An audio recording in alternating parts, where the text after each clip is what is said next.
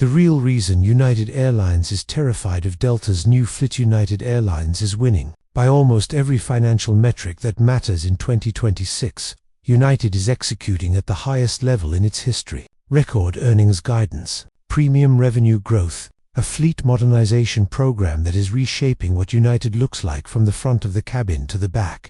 And yet, inside United's boardrooms and fleet planning meetings, there is a question that keeps coming back. A question that no amount of Polaris Studio Suites or Starlink Wi-Fi or Trans-Pacific route expansion fully answers. That question is simple. What do we do about Delta's A350-1000? Because Delta just did something that United cannot immediately respond to. In 2026, Delta became the first U.S. airline to operate the Airbus A350-1000, the largest and most capable variant of the A350 family. No American carrier has previously committed to this largest A350 variant, first in the United States, an aircraft that Singapore Airlines, Qatar Airways, and British Airways had been deploying on their most prestigious routes for years.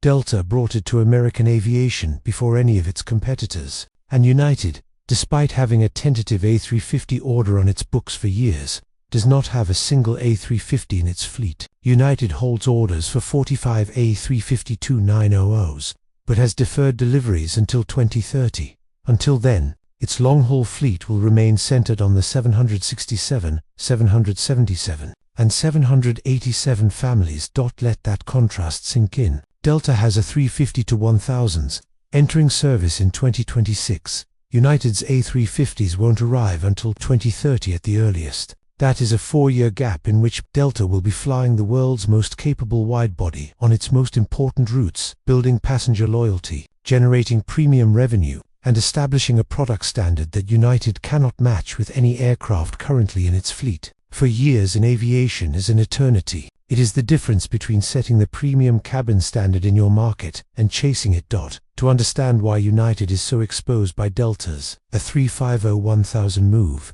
you have to understand the specific competitive battleground where it matters most, the premium transatlantic market. Delta's A350s offer the largest premium economy cabins in the US, which is likely to continue with the A350-1000. The A350's wider cabin, 5 inches broader than the Boeing 787, creates premium economy seats that are physically more spacious than anything United can offer on its 787-based fleet. And premium economy is now the fastest growing, most margin accretive cabin class in aviation. Delta's premium select cabin on the A350 features a 242 configuration which is far more spacious than standard arrangements, reducing middle seats and increasing aisle width. Every premium economy passenger who books a transatlantic flight and chooses Delta's A350 over United's 787 is making a decision based on physical cabin dimensions that United cannot change without changing its aircraft. United's response to this challenge has been ambitious and genuine.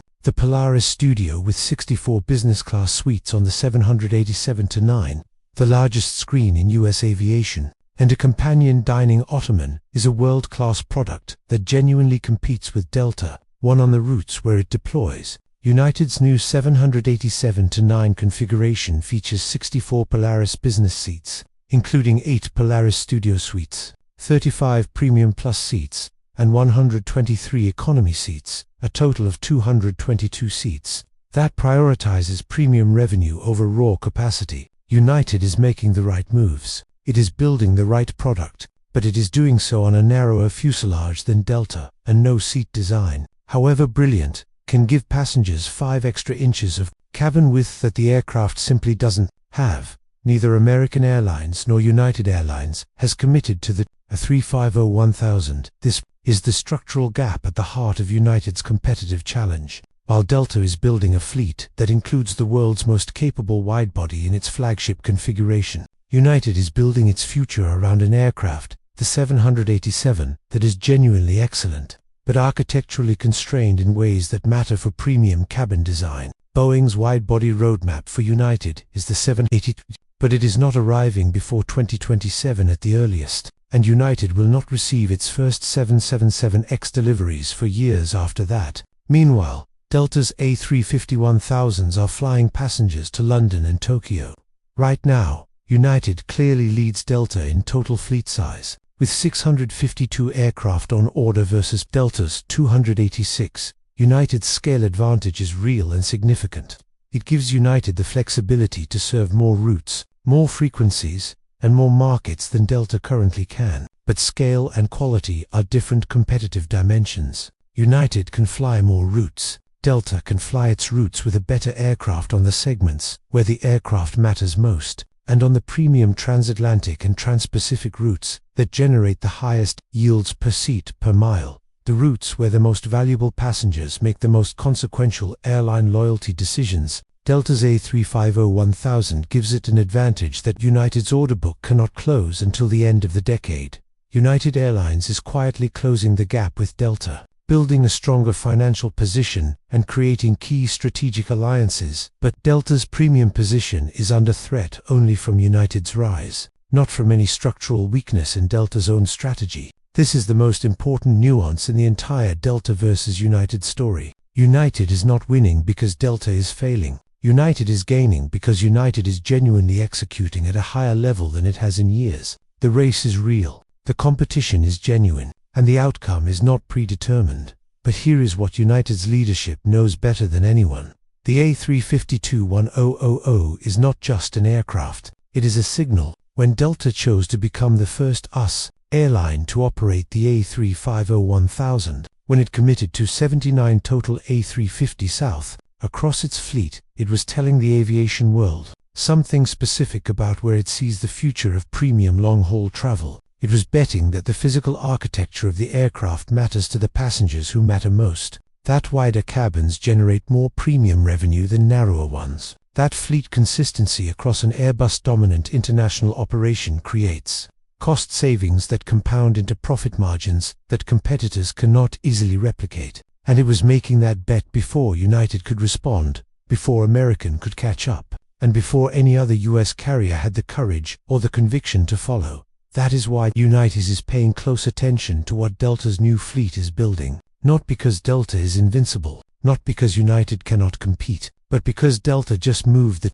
goalpost and United now has to decide whether to follow it to Toulouse or double down on Seattle. The Trans-Pacific dimension of this competitive battle is where Delta's A350 strategy creates the most immediate threat to United's dominance. United has historically been the king of the Pacific. Its hubs at San Francisco, Los Angeles, and Houston give it unrivaled coverage of Asia from the US West Coast, and its 787 fleet has been the workhorse of that operation for years. But Delta is making its most aggressive push into the Pacific right now, using exactly the aircraft that United doesn't have. Delta is expecting to transition all of its long-haul trans-Pacific flights to A350 service by the end of March 2026. The airline is aiming to consolidate its image in Asia and Australia as a definitive first-class operation. The new A350-1000s are expected to be a major element of Delta's growth in the Pacific market. Simple flying. Think about what this means for United. The airline that has dominated trans-Pacific aviation for a decade is now watching its most aggressive domestic competitor put the world's most capable widebody on Pacific routes where United has been flying Boeing 787s and 777s from Lax to Melbourne. Delta flies the A350-900, whereas United and Qantas fly the 787-9. United is not currently an A350 operator, relying on the Boeing 787-9 for ultra-long-haul routes. Simple, flying when a premium passenger books a flight from Los Angeles to Melbourne. They have a choice. Delta's A350 with its wider cabin, larger overhead bins, quieter interior, and the largest premium economy cabin of any US carrier, or United's 787-9 with its excellent Polaris product but physically narrower fuselage. That choice will play out thousands of times per day on routes across the Pacific, and the cumulative effect of passengers preferring the physically superior aircraft will compound into route share, loyalty decisions, and corporate travel contracts. That shift in Delta's favor, Delta's international expansion in 2026 and 2027 is a pivot to the Pacific, strategically moving long-haul growth away from saturated European markets toward high-demand hubs in Asia and Australia. The A350-1000 will be the primary tool for opening new non-stop routes to Southeast Asia, with Singapore and Manila currently at the top of Delta's expansion list. Simple flying Singapore and Manila, two of the highest demand Southeast Asian aviation markets routes, where United currently has a significant presence and where Delta has been largely absent. When Delta launches a 350-1000 service to Singapore, it is not just adding a route, it is directly challenging United's Pacific dominance with a more capable aircraft on a market that United has treated as its own for years.